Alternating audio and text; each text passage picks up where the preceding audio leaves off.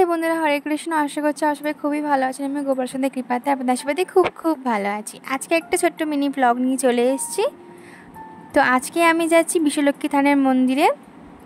এটা খুব ঐতিহ্যপূর্ণ মন্দির, যে মন্দিরটা বটগাছ থেকেই ভগবান উৎপন্ন হয়েছে। এই দেখো বন্ধুরা, এই রাস্তাটা এতটাই সুন্দর, মানে কি বলবো।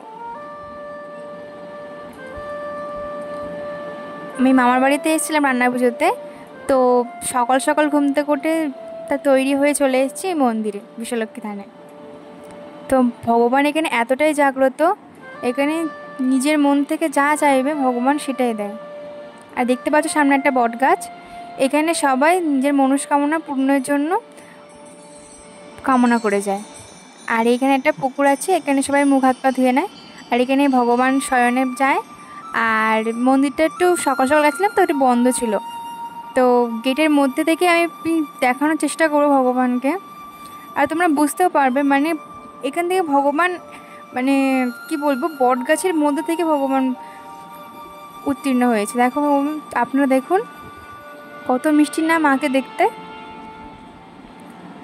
আর একটা সময় ছিল, মানে এখানে প্রত্যেকবারে ডাকাতি হতো, মানে কি বলবো, ভগবানের মূর্তিটাকে খণ্ড বিখণ্ড করে দিয়ে সবাই ডাকাতি করে নিয়ে চলে যেত।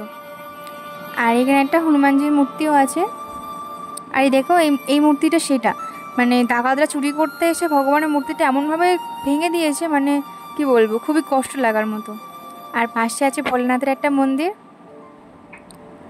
আর আজকে ভিডিওটা কেমন লাগলো বন্ধুরা, অবশ্যই কমেন্টসে জানাবেন।